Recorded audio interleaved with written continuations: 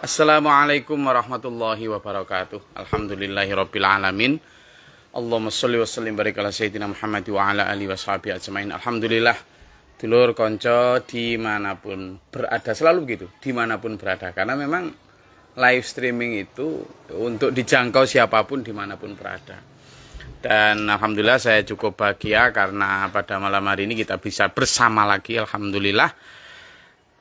Apa topik kita? Layangan putus. Layangan putus. Ya, saya kemarin dalam sebuah kajian, saya kajian rutin tiap malam Jumat, malam Sabtu itu ada kajian rutin. Lah, saya pede dikit gitu, agak pede karena saya rasa ini sesuatu yang lagi viral, sesuatu yang sifatnya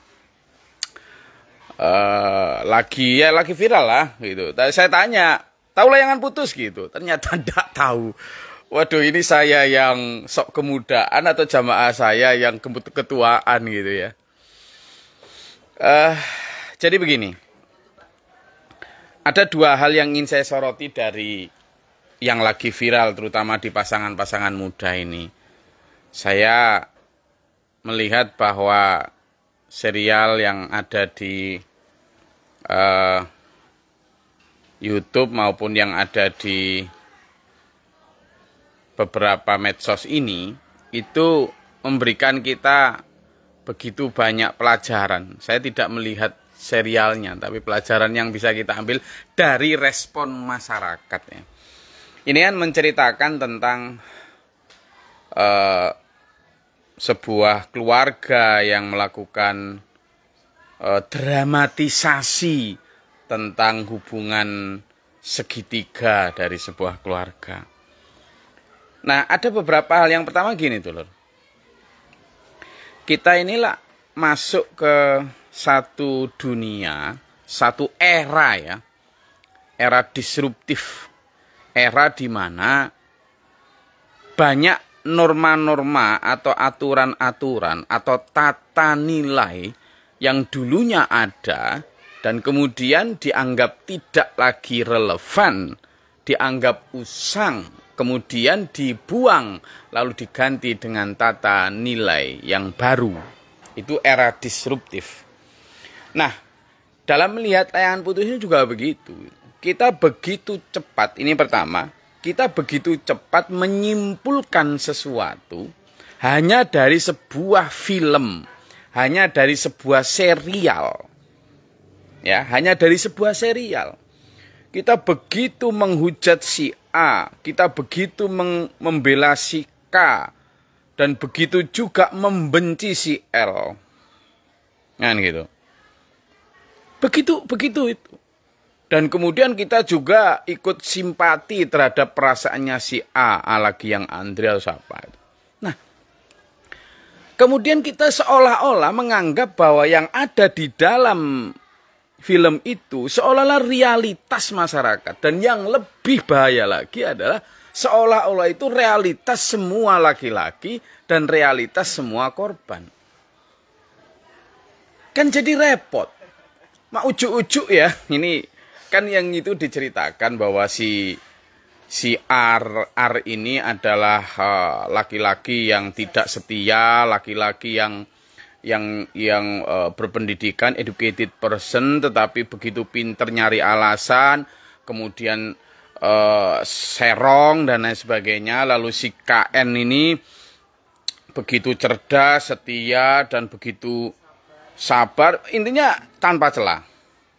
Nah, penggambaran secara polaritatif, secara hitam putih semacam ini, itu kan kemudian membuat semua perempuan sekarang yang mengikuti ini sekurangnya, yang mengikuti drama atau serial ini, itu semua perempuan ibu rumah tangga sekarang itu berperan menjadi K.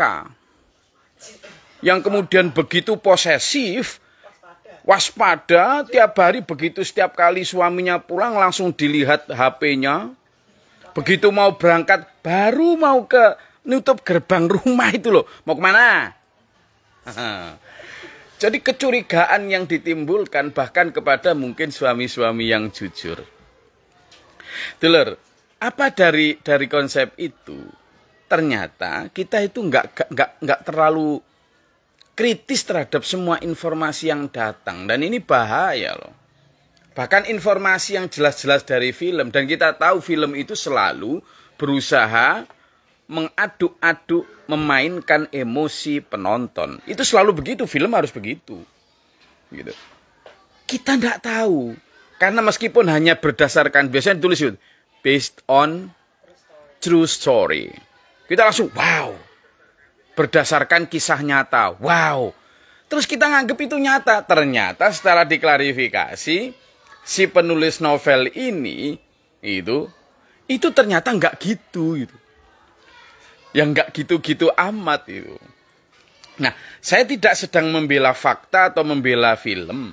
Tapi saya ingin membela kita sebagai korban dari sebuah pembangunan opini yang kemudian kita begitu gampang larut. Nah ini loh yang kita harus waspadai. Kenapa dulur? Karena kita masuk di satu dunia yang disebut dunia era 5.0, era 4.0, yang itu kemarin dalam pekan lalu sudah kita bahas, kecepatan informasi itu begitu masif. Ini yang bahaya. Kita ini ada dua. Kecepatan kebenaran, ya, kebaikan dan keburukan. Kalau kebaikan itu mengikuti deret angka. Sementara keburukan itu mengikuti deret hitung. Kita tahu ya, sampean yang belajar waktu ya mungkin karena saya dulu jurusan fisika ya, waktu SMA. Jadi tahu. Jadi deret angka dan deret hitung itu bedanya. Kalau deret angka itu kan 1, 2, 3, 4, 5, 6 dan seterusnya. Kalau deret hitung itu kan 1 jadi 2, 2 jadi 4, 4 jadi 8, 8 jadi 16. Itu deret hitung. Nah kecepatannya itu begitu. Kalau kebaikan, upaya-upaya kebaikan itu seringkali adalah kecepatan, speed. Tapi kalau keburukan itu akseleratif, percepatan, melompat dia. Sehingga apa? Kebaikan seringkali kalah. Demikian pula true story. Kalau bicara true story adalah kisah nyata. Tapi kisah nyata ini kan ada dua versi. Oke, versi sang penulis novel begitu. Bagaimana dengan kisah atau versi orang yang ditulis? Kita kan nggak pernah melakukan. Padahal dalam Islam dulur jelas. A'udzubillahi minasyaitonirrajim. Fa in ja'akum fasiqum binaba'in. Maka fatabayyanu, jelas itu kalimatnya. Jika datang kepadamu orang fasik dengan berita. Nah ini kan nih. Jadi kalau fa'ilnya itu adalah orang fasik, maka nabak atau berita yang dibawa mesti kontennya, substansinya juga fasik gitu loh. Makanya kalimatnya jelas, fa in ja'akum fasiqun binaba'in. Kalau yang datang itu orang-orang fasik dengan berita, kamu hati-hati. Karena banyak kemungkinan bias information atau informasi yang bias. Makanya kalimat Quran yang mengatakan fatabayyanu, maka tabayunlah. Apalagi zaman sekarang ini beda dengan zaman dulu. Zaman dulu itu kita terima informasi A, kita masih punya tuh kesempatan untuk tabayun. Karena kan paling berita kan dari Dari TV, paling dari tetangga. Isu rasan-rasan kan hanya paling dari tetangga. Kalau kita kurang langsung ngomong bener tambok. Ini itu. Tapi kalau sekarang, tidak bisa. Akseleratif tadi. Antara berita klarifikasi yang deret hitung, deret angka. Sementara berita hoax itu deret hitung. Sudah. Jadi misalnya hari ini. Saya kebetulan ya kemarin tuh. Nah, pas saya khutbah di satu masjid di Denpasar. Yang saya dapat itu. Terus ngobrol. Saya habis khutbah ngobrol nih. Ternyata, Gus, sudah dengar belum, Gus? Apa itu? Ada berita kecelakaan. Di mana? Ya kecelakaan di Kalimantan. Oh iya ta, iya. Itu cerita. Padahal saya melihat tuh berita, kalau melihat kronologisnya itu, truk yang nabrak dari belakang itu kayak sengaja itu, Gus. Karena kalau nggak sengaja, mesti harusnya dia banting kiri. Apa ini? Setirnya itu harus bantingnya kiri. Tapi ini dia malah banting kanan, terus nggak ada upaya kayak ngerem. Jadi kuat ini. Ini kayak sengaja ini, Gus. Bisa-bisa teroris ini. Waduh, ya kan? Sesuatu yang sudah detail gitu. Lah, saya berpikir, saya belum lihat gambarnya, apalagi kok ngelihat klarifikasi dari polisi, atau malah klarifikasi dari orangnya langsung. Kita tidak pernah. Tapi kalimat, wah ini sengaja, itu yang pertama. Beda loh ya, dalam Islam misalnya. Pembunuhan yang qat'ul amad, sama qat'ul syibuhul amad, yaitu, kan beda itu. Yang sengaja, dan semi sengaja, dan yang kemudian ghairul amad, yang tidak sengaja. Itu beda nanti hukumnya. Kalau amad benar-benar sengaja, itu nanti beda. Berarti pembunuhan berencana. Tapi yang kalau syibhul amad, semi sengaja, itu beda lagi hukumannya. Apalagi kalau ghairul. Nah, tetapi begitu kita melihat hanya dari syutingan CCTV, kita sudah menjadi hakim untuk menjual sengaja. Itu pertama. Ini sudah beda ini hukumnya. Lalu yang kedua kita ngomong teroris. Ini beda lagi. Nah, ayo kita mulai. Begitu berita ini ternyata nanti ya berita tentang kecelakaan ini belum sempat kita klarifikasi. Kita sudah membuat asumsi. Kita sudah membuat kesimpulan. Bahkan kadang kita sudah membuat konklusi. Bahayanya kalau saya dan sampean adalah pengambil kebijakan atau orang aparat penegak hukum atau kemudian hakim, maka konklusi yang hanya didasarkan asumsi, nah ini bahaya. Kemudian kita mengambil eksekusi yang salah. Dalam dunia yang sempit juga kita begitu. Ketika ada tetangga, kita lihat tetangga yang kemudian bawa datang rame-rame, kita gampang, mesti gini. Belum sempat kita klarifikasi berita satu ini, sudah ada berita lagi. Sudah ada berita lagi. Tentang berita misalnya orang yang merendahkan suku Sunda. Berita yang tadi udah kelupur lagi. Jadi begitu banyak berita-berita hoax, berita-berita yang unclear, yang tidak terjelaskan, numpuk di sini. Ini satu di antara era di mana kita percepatan berita itu begitu luar biasa. Dan kalau kita tidak benar-benar hati-hati itu lur, pikiran kita jernih, waduh, kita hanya akan, pikiran kita penuh dengan sampah-sampah itu, lalu masuk ke dalam hati kita kotor. Akhirnya apa? Tidak bisa memantulkan cahaya Tuhan. Apa maksudnya? Susah kita terima kebenaran. Karena apa? Kita sudah terlanjur dipenuhi dengan berita-berita yang palsu. Ingat loh ya, satu di antara itu. Gimana kamu cara membangun kebenaran? Lakukan kejahatan berulang-ulang. Ada yang bilang begitu. Jadi kamu kalau ingin membangun kebenaran, kata Hitler itu kalau nggak salah, lakukan kejahatan berulang-ulang, maka kejahatan itu akan menjadi nilai kebenaran. Jadi masyarakat akhirnya melihat itu kalau seolah-olah benar. Lakukan kesalahan berkali-kali. Karena terlalu sering dan orang kemudian tidak sempat untuk mengklarifikasi. Dan era sekarang ini, ya, era sekarang ini itu, era yang sangat memungkinkan itu. Kita lihat HP itu, ya, beritanya kalau dulu kan kita ya, koran, itu kan nunggu berita itu besok. Kalau koran harian, apalagi majalah yang mingguan.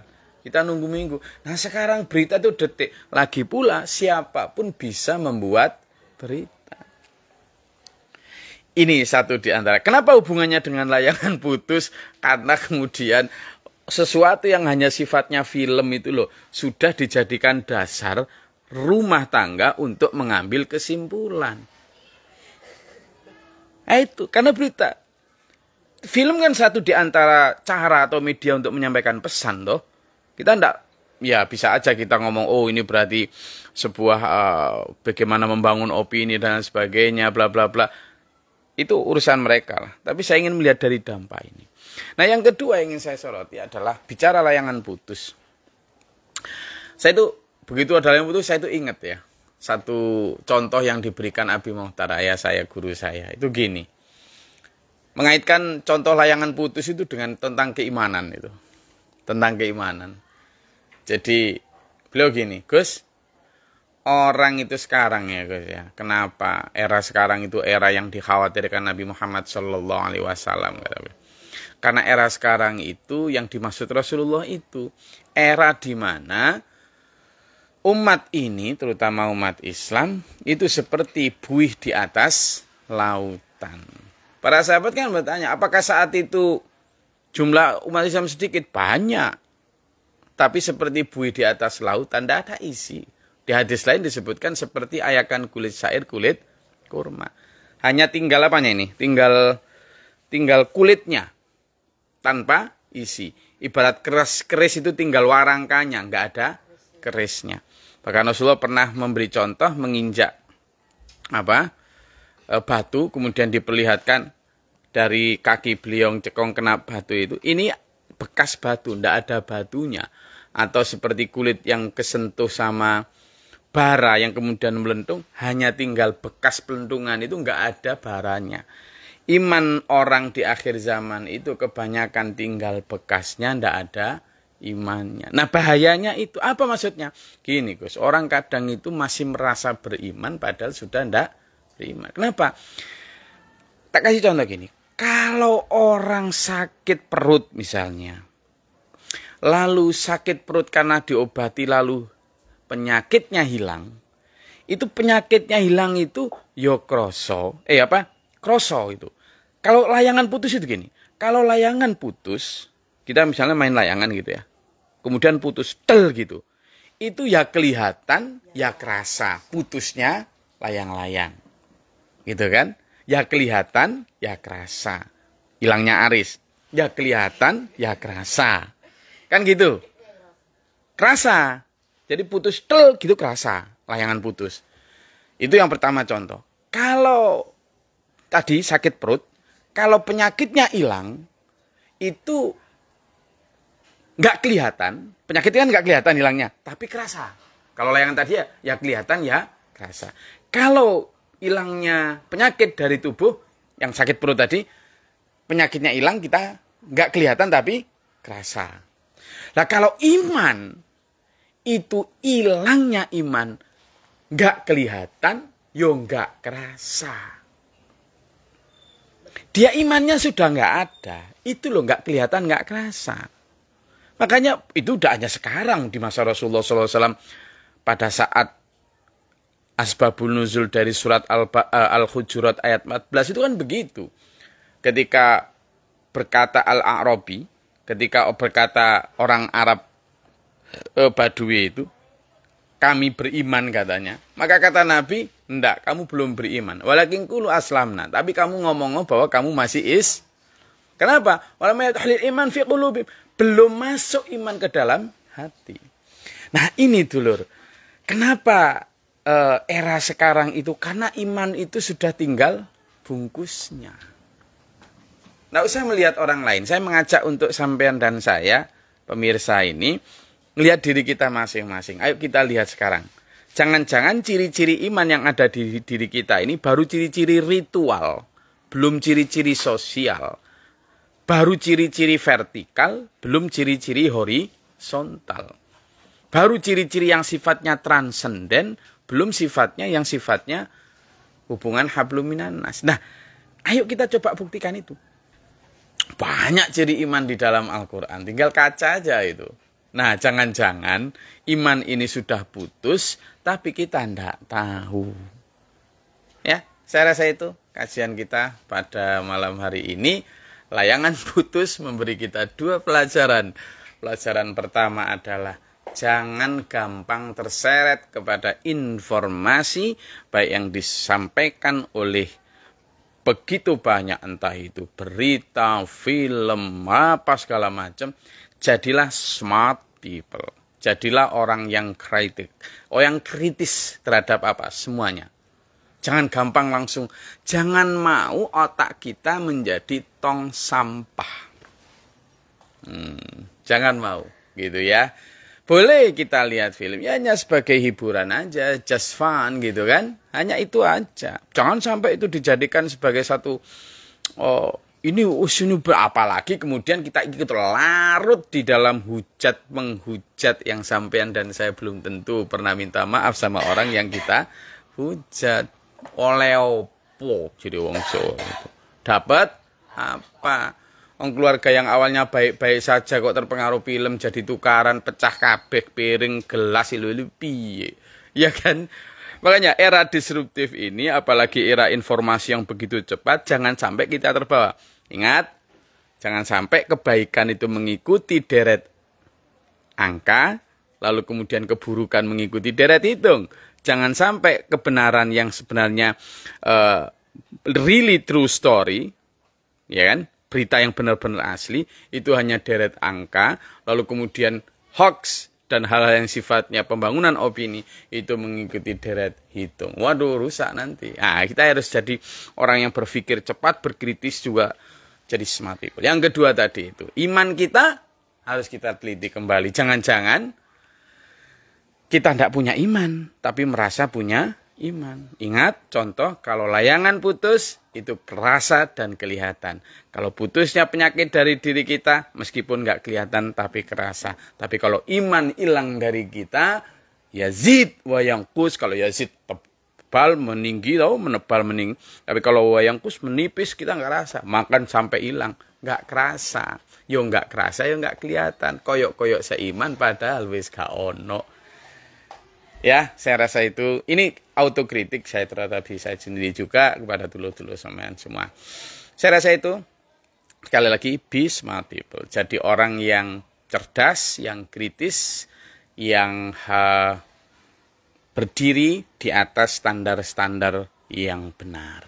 Matur suwun, sampai ketemu pekan depan, semoga bermanfaat. Billahi taufiq wal hidayah, semoga maradatillah. Billahi taufiq wal hidayah. Wassalamualaikum warahmatullahi wabarakatuh.